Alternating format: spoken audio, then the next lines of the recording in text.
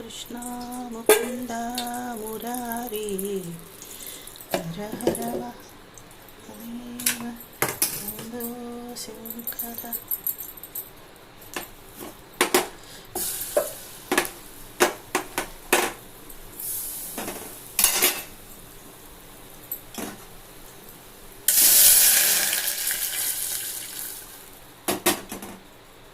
దేవుడి కోసం ప్రసాదం చేస్తున్నా. ముందుగా నెయ్యి వేసుకొని బెల్లం మంచిగా కరిగించుకొని అందులో పాలు పోసుకొని నానబెట్టుకున్న అటుకులు ఇందులో వేసేసుకోవాలి.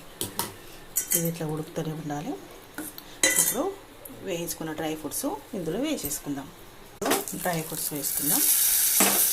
అండ్ ఒక 2 ఇలాచీలు వేస్తాం. మీరు కూడా చేసుకోండి. కృష్ణాష్టమి శుభాకాంక్షలు అందరికీ. ఈ వీడియో నచ్చితే లైక్ చేయండి, నా ఛానల్ని సబ్స్క్రైబ్ చేసుకోండి. మరిన్ని వీడియోల కోసం నా ఛానల్ని సబ్స్క్రైబ్ చేసుకోండి. Bye friends.